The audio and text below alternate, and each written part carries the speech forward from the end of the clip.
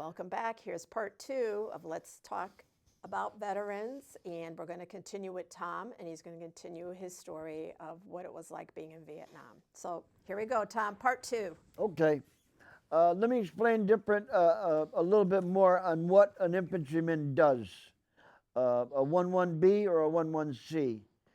Um, there were 500,000 troops in Vietnam while I was there.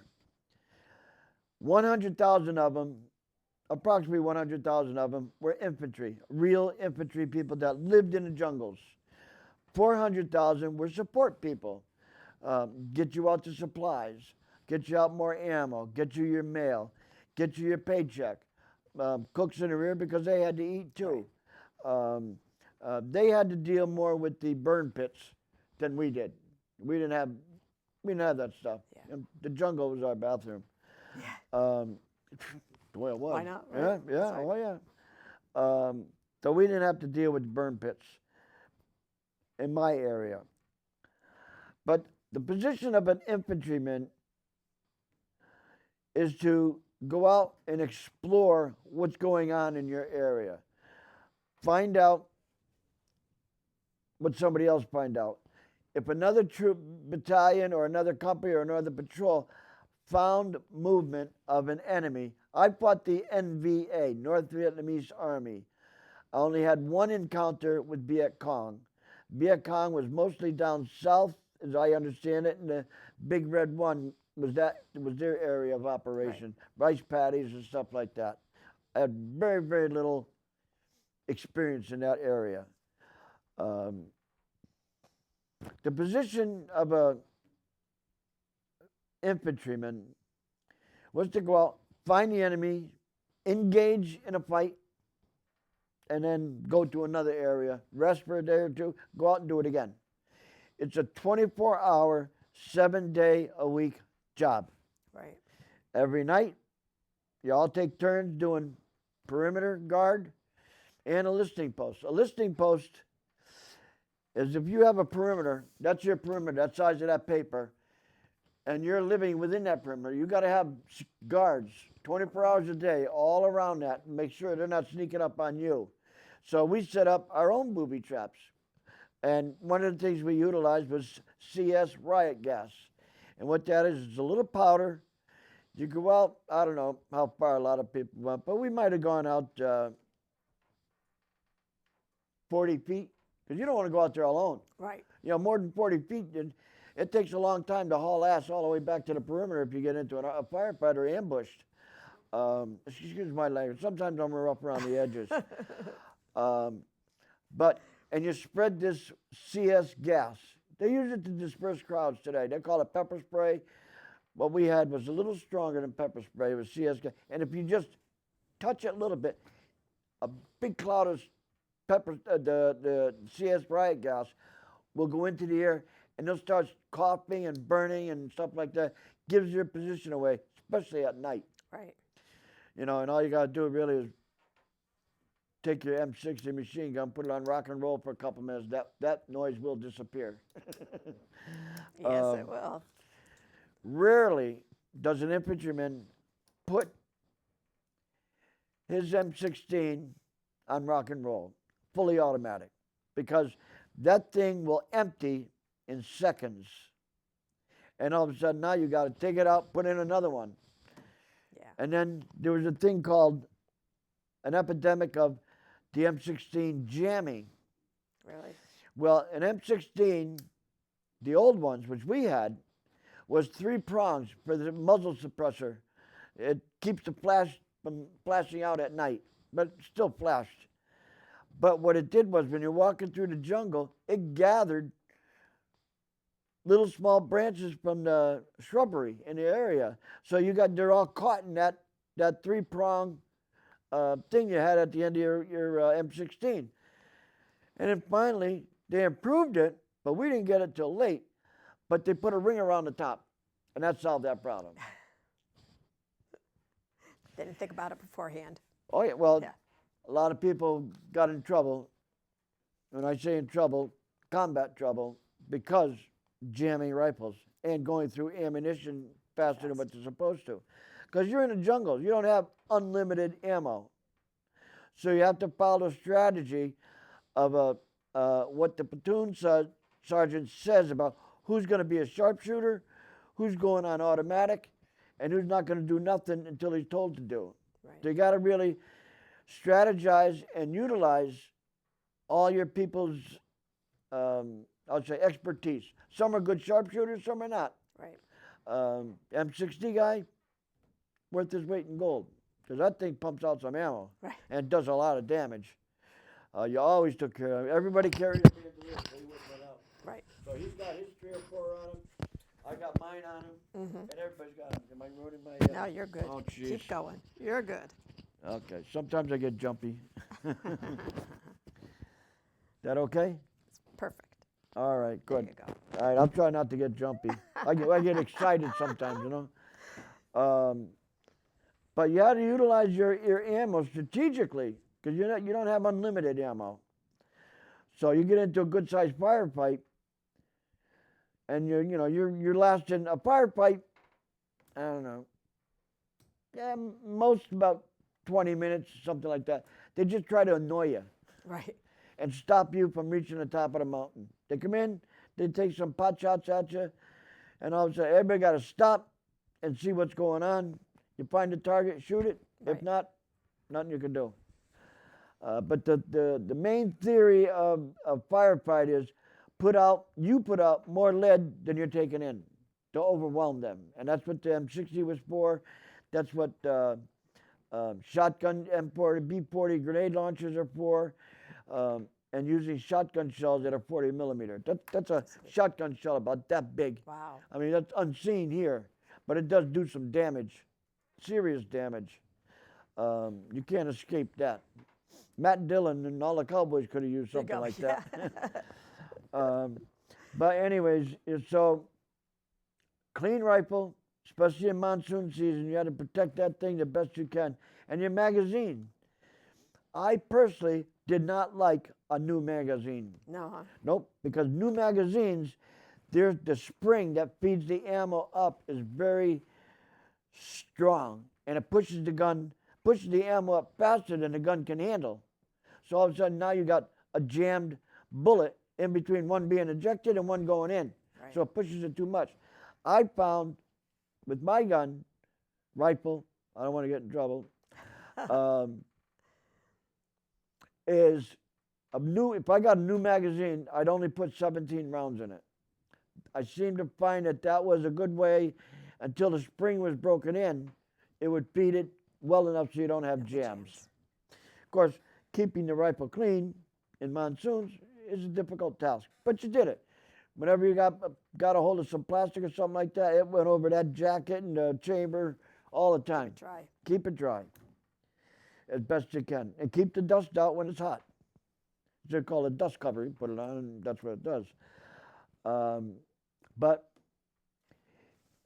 just some of the daily life things you had to go through and endure and kind of make everything automatic.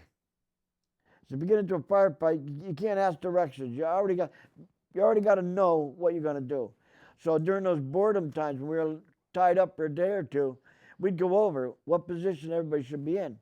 And that is what your platoon line is made up of, in that order. So if you're walking this way and you need a line going that way, everybody knew where their position was. Or if you had to go to the right or to the left, everybody knew where they were supposed to be. And if to go on either side, you get an attack from both sides, you got to do yourself a little thin, but everybody knew where to go. And you practice that. So it becomes automatic. I don't want to have to get out of my secure position and go over and tell you where you belong. Right. I'm gonna be angry. But we practiced that, and we learned that in training, and you follow the training. Training was pretty good. You learn little tricks of the trade, if you will, of living out there. When you get experience, you listen to the guys that have been there the longest and have been in firefights and experienced with it. They'll keep you alive. And then you'll pass that information down to the next new guy that comes aboard. Right. They'll tell you what the best sea rations are to eat. And I'm not kidding you, it really does. And it works. Yeah. Probably the most one of the most important things you can have as an infantryman is a P-38. You know what P-38 is? Not It's at a all. little piece of metal, I don't know, maybe an inch long, maybe a little longer, and it has a razor on it.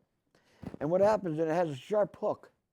That sharp hook you would put it on a can, and it would hook itself in, and then the razor was on the top, and when you bent it, it cut the top of the can open. Go. So you do that. Oh, we got pretty good at it. I mean, you can open a can pretty quick. And then what you do is you don't take the cover off. You always take the cover and you bend it over because that's your frying pan. Yeah. Now you start a little fire with C4 or the little blue thing they had there. Took forever to cook something with it, but C4 worked better. Right. Make your coffee quick in the morning. But that's your frying pan. And one of my favorite meals was ham, and then for the life of me, I don't know why they never put what's the fruit that goes with ham? Pineapple? Pineapple, yeah. There you go. They would. I think they should have put that in there, but I always had the deal to get pineapple from somebody in one of the meals. I forget what meal it came in, but you take the ham, heat it up, and you take the little piece of Pineapple. I forgot again. Pineapple. Put it on top, heat it up, toast your roll, and man, it's a delicacy. It's a delicacy. I mean, I could eat two of those in a heartbeat. I mean, McDonald's got nothing on me. Right. No fast foods out there, by the way. All right. But you learn tricks of the trade, and that's what I mean by tricks of the trade. You learn how to survive.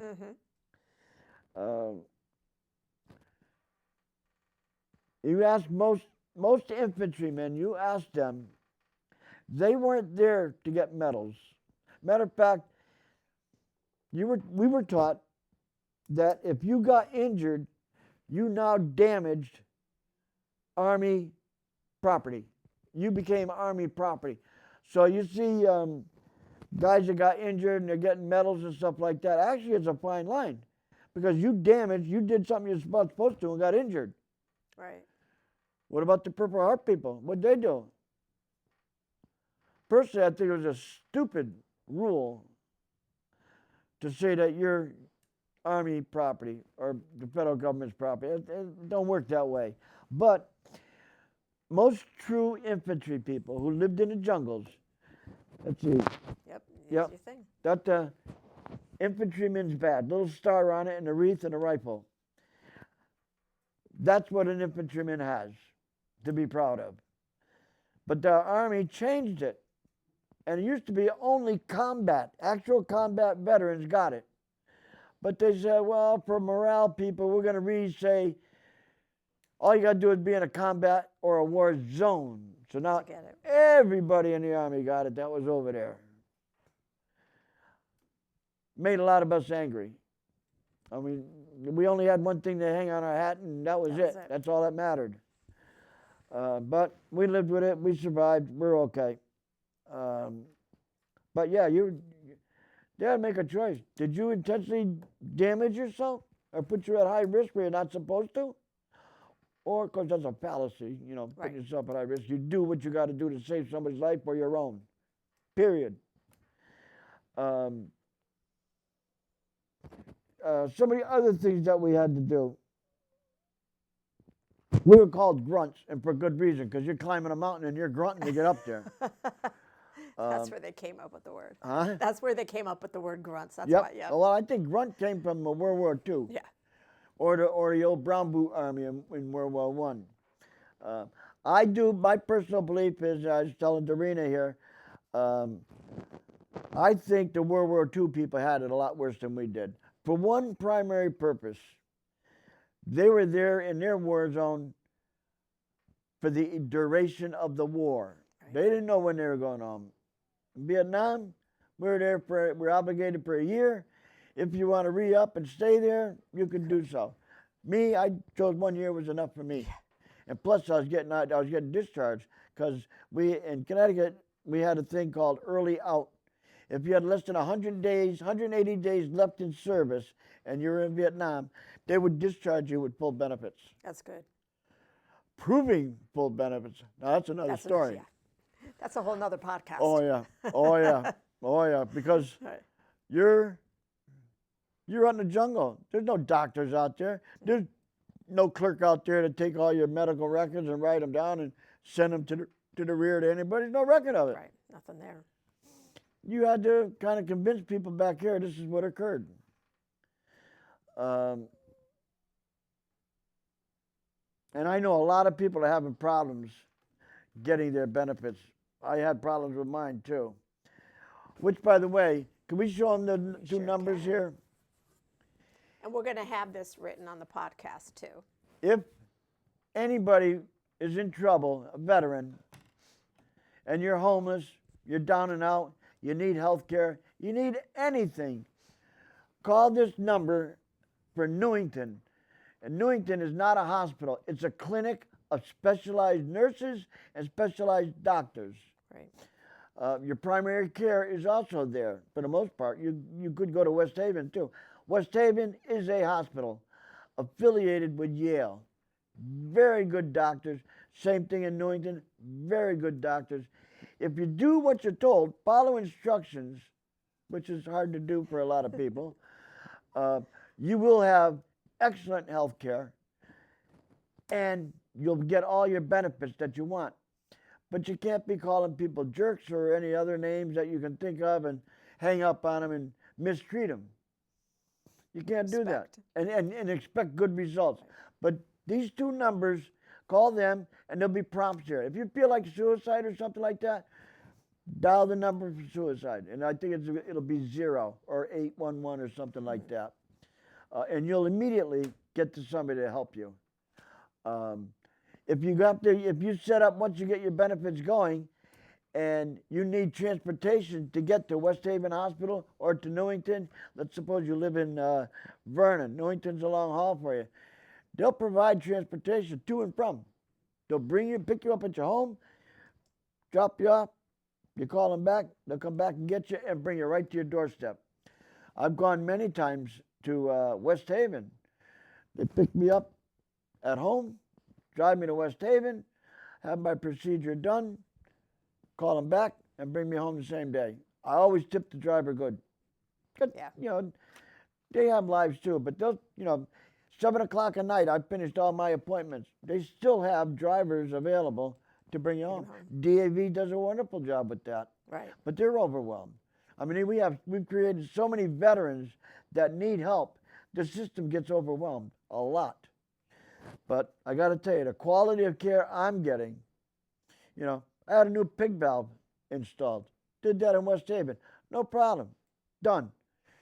I had prostate cancer. Had it taken care of. No problem. I didn't pay a penny. It's good. I just got done with lung cancer. And I went for treatment at Harry Gray in Hartford. The VA paid for it. It didn't cost me a penny. That's the kind of benefits a lot of people out there that have health insurance through their employers don't have. That's right. That kind of coverage.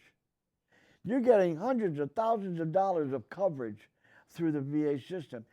If you call them, get on the list of being a wounded veteran or an injured veteran or a sick veteran. They will help you. But you kind of got to be nice. They're going to help you. And trust me, I know a lot of people that have gone to both places, one place or what have you, and alcohol abuse, drug abuse, they'll help you. They'll help you. That's what got me off.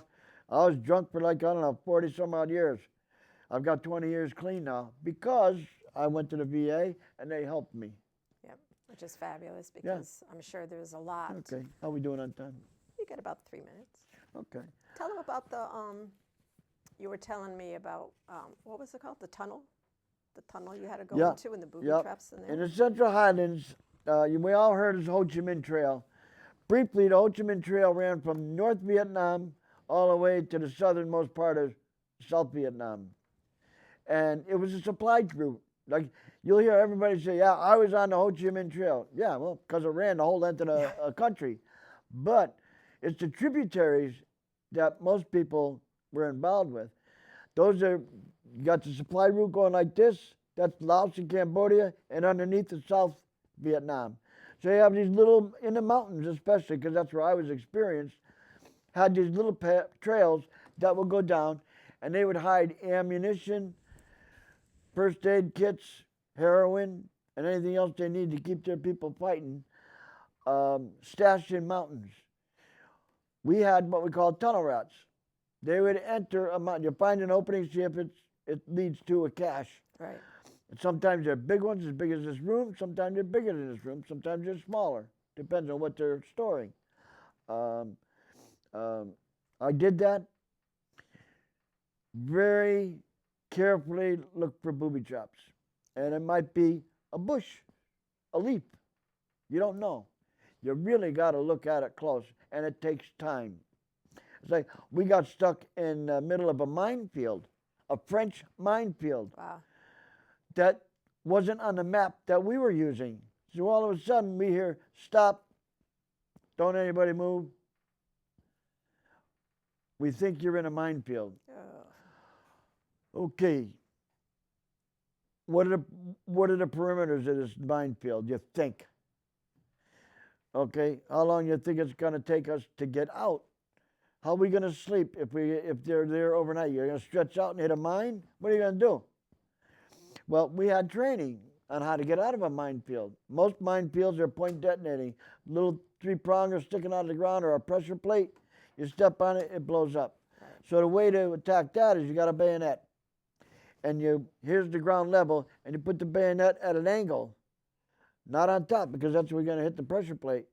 So you hit the side of it. When you feel like you're hitting, not a rock, but metal. Now you've found it. Okay, now you mark it. With whatever you got, you mark it. Don't take off your helmet and put it on and mark it. No, don't do that. But find a way to mark it. So you've got guys all the way out to the perimeter that have already marked them, and you guys create your own path out of the minefield. Wow. And that's how the initial start is tough. But once everybody is doing their job and they're mapping it, and you got to trust everybody did it right. Right. So you're nervous. That's PTSD material. Won't surface when you're going home, but later on in life you're going to have a dream and it's going to come true. And that's why, yeah, you've been out here for 50 years. What do you mean you're talking? No, it could just be one thing triggering you do. it. Right. So, there's a lot of things. Like I say, you're going to reach the limits of all your senses. Fear, cry, sad, happiness, jubilation, everything. Right there. Yep. In that one year. Yeah. And you'd be damn glad you went through the experience when it's all over. Right. When it's all over. Because I'll tell you, going home, we took off from Fort Lewis, Washington State, and I was going home, and then we landed in O'Hare to change planes. From O'Hare to Bradley, I cried. Yeah. I mean, real tears, uncontrollable, crying, shaking. That was all that stuff leaving me. I finally felt not 110% on guard. So some of it started to dissipate, and that's how it came. And I took pictures of the Pratt & Whitney engines that were on the wings. I still have those pictures. I'm very grateful to Pratt & Whitney and those jet engines. Thank you, Mr. Pratt and Mr. Whitney. That's right. Yeah. Yep. And there's the women on that plane, the attendants were great. They would bring me, what kind of drink you want, Mr. Zimmer? What can we get you? Chocolate milk, coffee, or a little more? There you go, yeah. Yeah, Jim Beam would be good. Vodka would be good. Anything would be good. So they gave it to me. I didn't have to pay for it, but they gave it to me. But they cried with me. Yeah. I mean, I'm not a crybaby, but I'll tell you, I was uncontrollable. I had no control over that whatsoever. Yeah. All your emotions, and it's like, I'm finally home. That's why when you see people that come off a plane and kiss the ground, it's like, I can't believe I'm here. Oh, yeah. It's just... Yeah, exactly. So, and I didn't get bothered when I came home. My family was there. We're construction workers, iron workers, electricians, all kinds of construction. Nobody bothered me. Good. So we had a safe trip home, had a big old party. That's the way I it think should I'm be. still doing it. Celebrating, right? I think I'm still celebrating. There you it. go. And that's the way it should No, be. I quit drinking, so I'm not celebrating That's that right. way But you can anymore. still But celebrate different ways. for many years, I did. Yeah. Well, I hope you guys enjoyed this, part 2. And I'm sure Tom will be back another time too. Anytime. He's got so many more. You should hear all the stories he told me before we even came on air. So I want to thank everybody, especially Tom. And again, if you have any idea for a podcast, please email me. If you need any kind of help, we are going to be putting these numbers on the podcast. I'll put them right on there so you'll have them. And if you get messages or something, let me know. I don't want to say my Absolutely. last name because then I'll be undated and I'll go into overwhelm and I Right. won't get nothing done. Exactly. If you want Tom to get a hold of you, go ahead and email me. Again, my email is dfederici.aft@gmail.com, and we'll have that on there for you too. And again, you can visit us at americasfreedomtribute.org. And we have our Facebook group, America's Freedom Tribute. And of course, the YouTube channel, America's Freedom Tribute-AFT. And you will be, probably by tomorrow, part 1 and part 2 will be on there. Please go on there, like it, share, subscribe to it. And I want to thank Tom again. It's been a pleasure for 2 weeks in a row. Well, sometimes I'll tell you about the helicopter crashes too. Oh, there you go. Part 3 coming There's more to later. tell. So this podcast is brought to you by Patriot Mobile, the phone service of America's Freedom Tribute. Use code AFT for your first month of service. And again, I want to thank you all for listening, but please do keep our troops and their families in your thoughts and prayers. Remember, veterans' voices matter today and every day. And until next time,